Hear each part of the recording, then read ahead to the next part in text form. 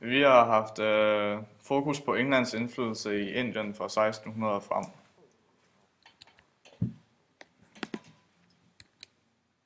England de rejste til Indien ved at sejle ned om Kap det Gode Håb. Skal vi se her. I starten var Englands intention at drive handel i Indien. De oprettede derfor oprettede nogle handelsmænd i Indian Company, East Indian Company, med det formål at lave handel. De ansøgte hos dronningen om at få monopol på handel i Indien, og de fik charteret den 31. december 1600, og fik dermed lov på at have monopol på handelen i Indien i 15 år. Charteret som en officiel tilladelse blev dog fornyet mange gange. Handelsmændene handlede især med krydderier, som farvestoffet indigo, bomuld og silkestoffer, og betalte inderne med metaller som tin, bly og sølv. En vigtig note til charteret, som handelsmændene fik, var, at der var nogle paragrafer, som sikrede sig, at der ville være nogle begrænsninger.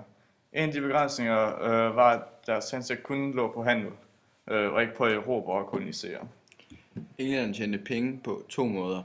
Den første måde gik ud på at kommunistiske skibe sejle til Indien med sølv. Det blev så leveret til en indisk tekstilkøbmand, der så stod for kontakten til at væve af andre håndværkere, der leverede det bestilte produkt efter nogle måneder. Den anden måde gik ud på, at en englænder betalte en indisk fyrste mod at få lov til at opkræve skatter i et bestemt område. Det var en indtægtskilde, der byggede på europæerne og hermed englænderne lidt adgang til kapital. East India Company, som var den store company i Indien, blev oprettet på et merkantilistisk grundlag, dog med en alternativ tilgang, så det fik lov til at tage flere gange på noget andet.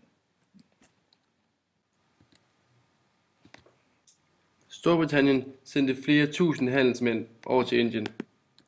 Handelsmændenes opgave var, at de skulle oprette handelssteder i og omkring Indien.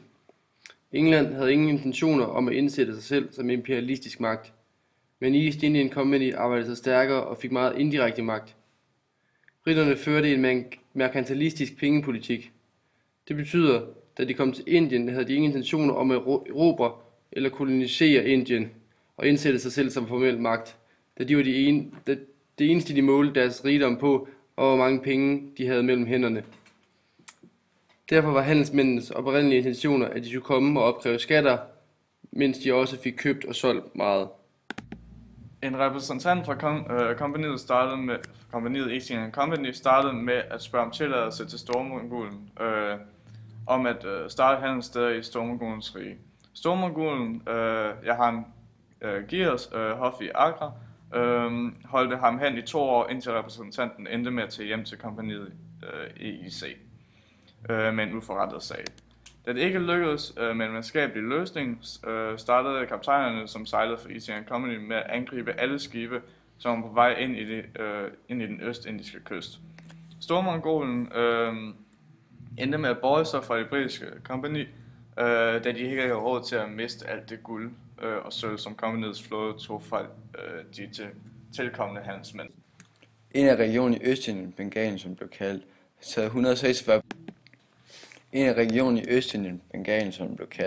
havde taget 146 briter til fange i det sorte hul. Da briterne igen ikke kunne tale dem til fornuft, endte de med at angribe Bengalen for at få fangerne ud af det sorte hul. Det endte med, at de i stedet fik indtaget hele Bengalen, i stedet for kun at indtage det sorte hul. Det vil sige, at de gav magten til en fyrste, som til gengæld gav dem ret til at opkræve skat. De steder, hvor briterne følte sig ligeværdige, prøvede de at indgå i en forhandling, men hvis det ikke virkede, gik de til hårde metoder. De steder, som de følte sig klart overlegne, indtog de uden noget forsøg på at starte en forhandling. East Indian Company forbedrede infrastrukturen i Indien. De byggede flere tusind kilometer jernbanespor, hvilket forbedrede Indiens mulige omsætning. Det har selvfølgelig kun været for East Indian Companys egen skyld, men det de gjorde, det har selvfølgelig også hjulpet Indiens konkurrenceevne senere hen. Da englænderne begyndte at kolonisere Indien mere og mere, brød de løfter om at give de indfødte en rimelig og retfærdig andel i administrationen af landet. Det medførte, at inderne havde en forringet tillid til englænderne og East Indian Company. Inderne blev altså ikke behandlet på lige fod selvom englænderne havde lovet dem, at de ville. De tænkte slet ikke over de indfødte synspunkter og følelser. De landsdækkende og lokale skatter fremgik undertrykkende og en kilde til ærgelse, da englænderne for det meste kun havde opmærksomhed på at finde beskatningsmuligheder og ikke på at øge befolkningens mulighed for at betale.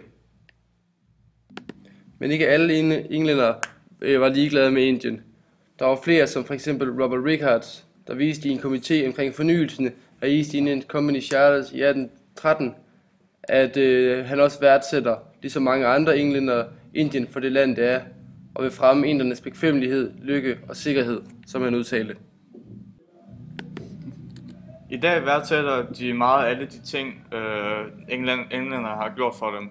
Også altså at sikre politisk ro og orden, flere menneskerettigheder og meget mere. De anerkender selv, at deres genrejsning ikke kunne gennemføres uden englænderne. Det britiske styre i Indien gav os inderne politisk ro og orden, men også brølere, som skabte mistillid. Det gav dem øget fattigdom, og de kalder det britiske system for kniven af sukker. Der er altså ingen undertrykkelse over for Indien. Alting er blødt og sødt, men der er stadig en kniv. England og East India Company førte utvivlsomt en masse handel med sig. De opbyggede en forbedret infrastruktur, forbedrede menneskerettigheder og mere uddannelse for drengene og piger og et mere samlet land. Men man kan argumentere for, at både England og Indien nød godt af denne udvikling, men at fordelingen ikke var helt lige. Størstedelen af pengene EEC tjente blev sendt hjem til England, da merkantilismen var den herskende økonomiske politik, så galt det om at få det meget guld og sølv ind i landet så hurtigt som muligt, hvilket ikke var så fordeligt for Indien. Den forbedrede infrastruktur var blot et middel til at tjene penge, men eftersom inderne kun lånte til jernbanerne og EEC tjente, at stadig kunne bruge dem, fik EEC gratis jernbaner. De afskaffede barnemor, jagtede landevejsprøver og gav hinduerne ret til nye ægteskaber. Det er der ingen anden side til, og man kan argumentere for, at England rent faktisk prøvede at forbedre forholdene i Indien. Inden EEC kom til Indien, var det delt helt op i fyrstedømmer og andre magthavere, der kæmpede indbyrdes om magt. Englands tilstedeværelse skabte et andet fokus, hvor nogen gerne ville handle med England og skabte alliancer, mens andre så som indtrængende på deres jord. EEC var ofte god til at vælge sider og få mest muligt ud af deres alliancer, og til gengæld for sikkerhed fik de f.eks. ret til at opkræve skatter i et bestemt område.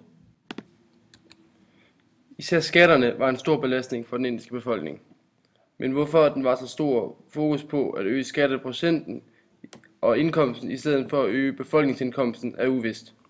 Det kan være, fordi englænderne ikke så nogen finansiel fordel i det, og derfor var ligeglade, selvom det var tvivlsomt at have hjulpet indierne. Det kunne også være, at det ikke var muligt at hæve indtjeningen kollektivt for hele Indien eller store dele der, hvor de krævede skatter, og der var ikke nogen hurtig måde at formidle nye teknikker på, så indierne kunne øge deres indtjening. Selvom vi mener, at med den forbedrede infrastruktur, som East India Company førte med sig, ville det ikke være noget stort problem at få det formidlet videre til de større byer, som så kunne sende ud i lokalsamfundene og bruge de nye teknikker.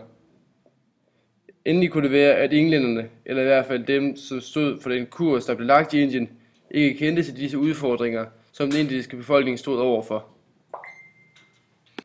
Alt i alt har England tilført en masse gode ting til Indien. Men sammenholdt med det, England selv fik ud af det, er der overladt en masse til fantasien for inderne og Indien. Det kan sammenlignes med, at et lille barn, lad os sige Indien, har en sodavand, og et større barn, det vil sige England, tilbyder så at åbne sodavanden for det lille barn Indien. Da det store barn England altså åbner sodavanden, drikker det så 4/5 af den selv, og derefter giver resten til det lille barn Indien, som derved også får noget ud af det. Selvom det i starten var Indiens sodavand, fik de kun 1/5 ud af det, eller mindre, hvis man så på virkeligheden.